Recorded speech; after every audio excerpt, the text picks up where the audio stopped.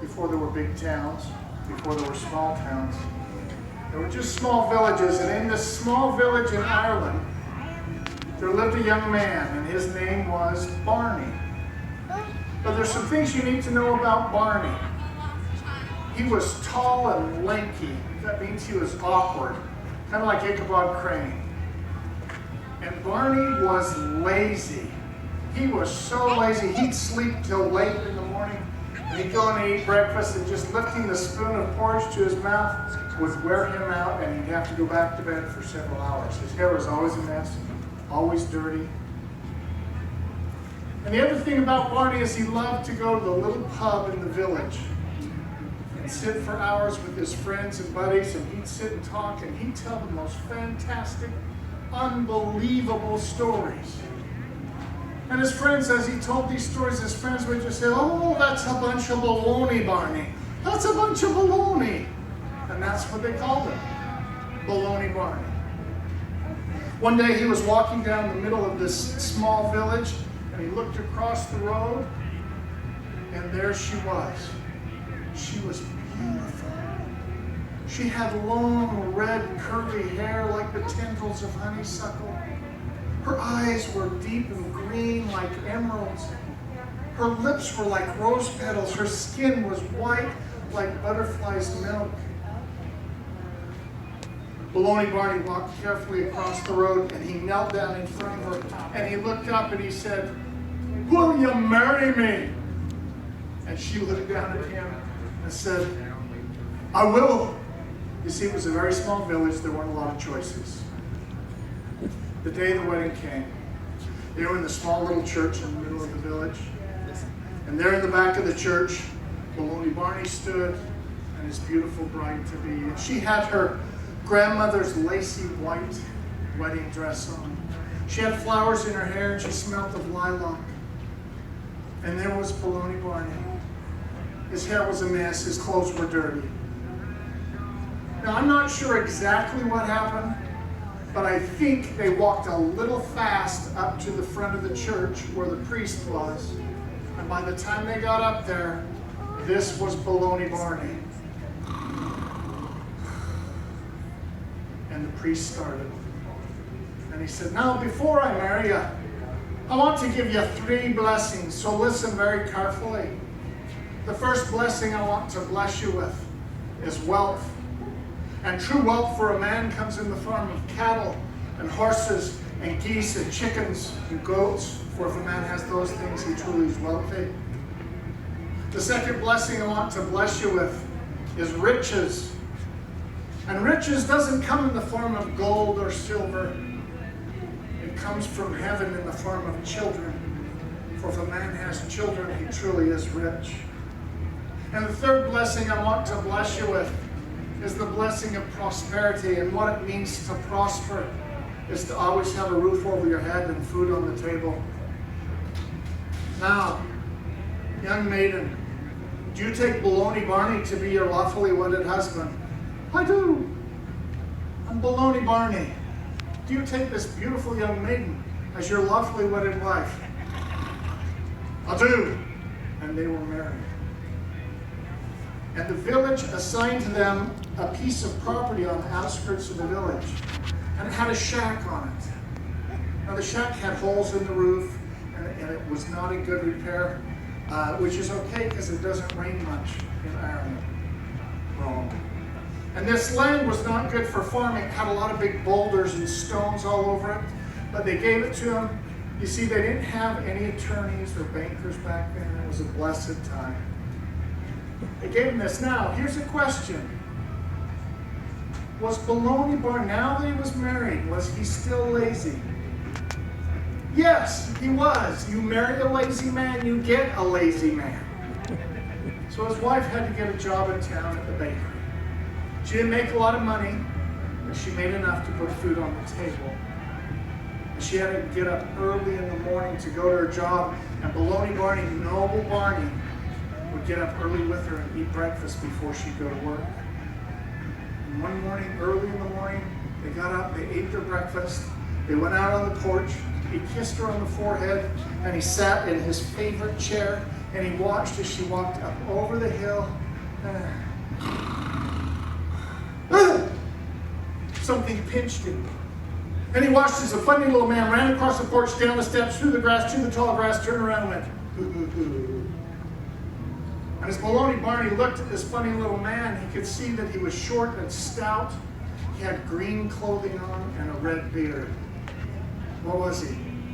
Leprechaun. A leprechaun. And everybody knows if you catch a leprechaun, he has to grant your wish.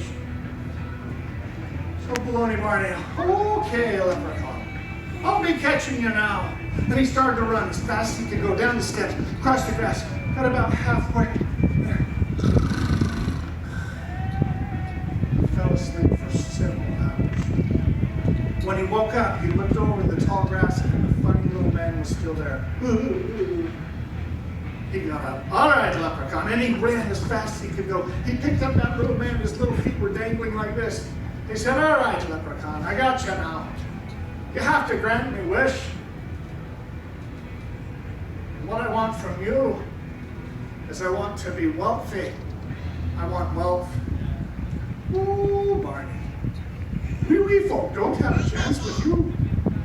If you want to be wealthy, you have to go to that steep, big hill on your property with a stone on top and kiss it, and you'll be wealthy. Baloney Barney knew exactly where that stone was, and he threw down the tiny little man, and he started to run as fast as he could go. He ran up the hill, the steep hill. He got to the big stone. He said, just got to kiss it, and I'll be wealthy. Just good. Baloney Barney kissed the stone all night long. The next morning, the warm sun on his back woke him up.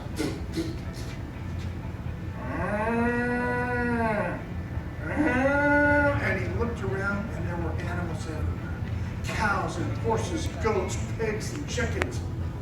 He slowly made his way down the hill, pushing through the animals, and he opened the door to the shack, and it was full of pigs and geese and chickens, and his wife was in the corner. She, Barney, what have you done?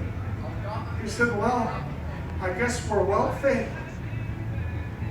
She was late for work, but he helped her clean the animals out of the shack, and kissed her on the forehead, and he sat on his favorite chair, and he watched as she walked down.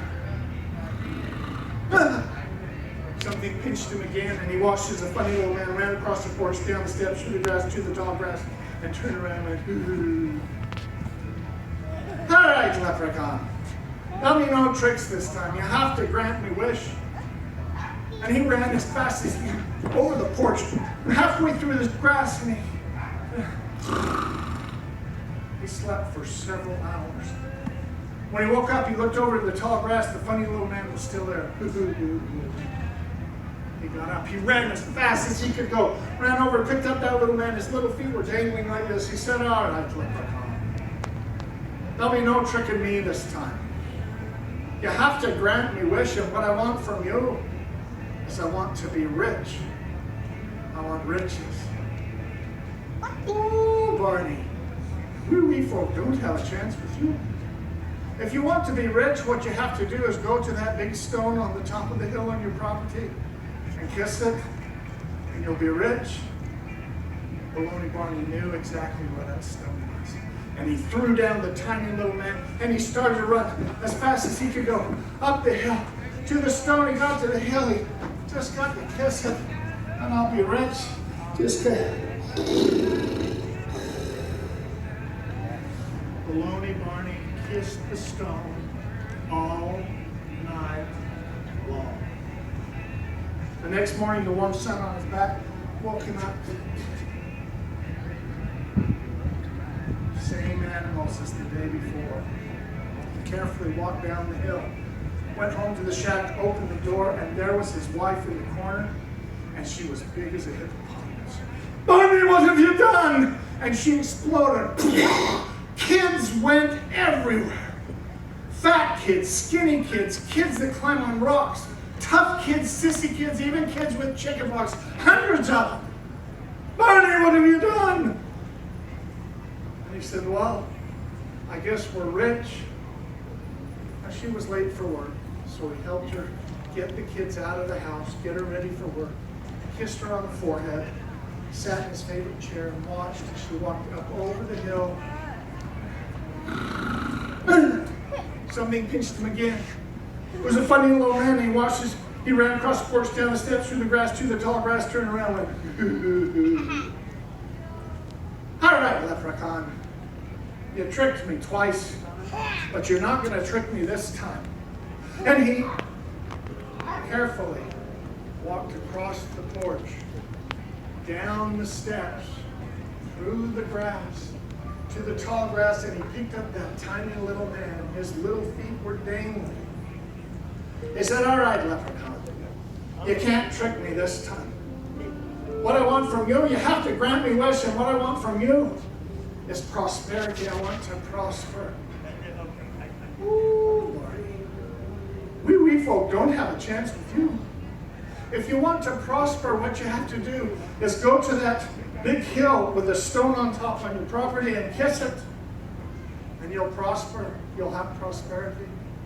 Baloney Barney knew exactly where that stone was, and he carefully set down the leprechaun, and he turned and he carefully walked over to the big hill, up the steep hill.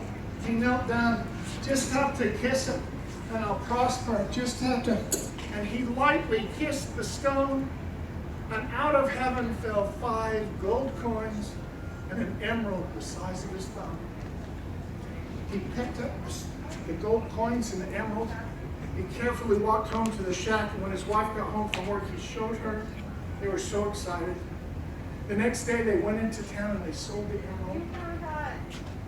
And they got bags and bags of gold. Bags and bags of gold. Now, here's a question. Was Baloney Barney still lazy? Yes, for 2 reasons. One, he had all that money. And 2, he had all those kids. That's why we have kids, is so we don't have to do any work. Now, this story has been passed down from generation to generation. And they call the story Baloney Barney Stone. Baloney Barney Stone, the Blarney Stone. How many have heard of the Blarney Stone? How many have been to the Blarney Stone? What do you do when you get to the Blarney Stone for good luck? You kiss it. Now, a little tip. If you go to the Blarney Stone and kiss it, take a little handy wipe with you, because thousands of other people have kissed that stone. I mean, it's like going to a family reunion. You got to just clean that up. Now, as I've told this story, there are some non-believers out here. And I'm not going to single them out, but there are some non-believers. I spent a year of my life with the leprechauns. You see, there's a leprechaun colony. It's on a small island just off the big island of Hawaii. Perhaps you've heard of a leprechaun colony there. And this leprechaun colony, I went and I lived there for a year, and I learned all about leprechauns. And one of the things I learned is when a leprechaun is born, they're given one of these. We call it a harmonica. They call it a mouth organ. And they're very possessive of this. You don't give this to anyone else. And a lot of times when I tell this story, I pull it out and the little kids go, oh, Dad, can we play it? No, you cannot. It's mine. And the leprechauns taught me some magic so that no one would ever want to play my harmonica. Would you like to see the leprechaun magic? Right here on set, leprechaun magic. Watch carefully.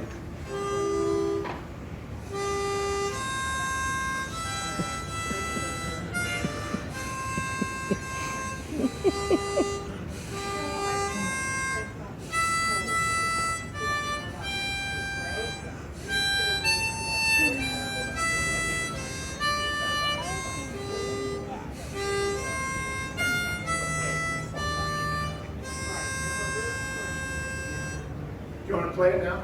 See if it worked. Now, before I left the colony, the king of the leprechauns sat me down. His name was Patty. It was Patio Furniture. Perhaps you've heard of him. And Patty looked at me He said, Ted, I want to give you a gift before you go. And he gave me this, his mouth organ.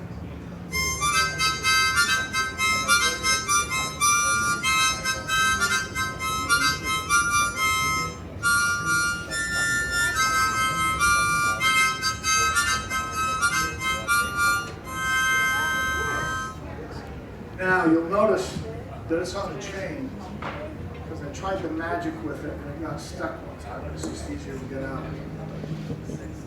Patty got serious and he looked at me with a tear in his eyes. He said, Ted, when you go back out into the world, please tell the children to believe in us because we believe in them. Thank you.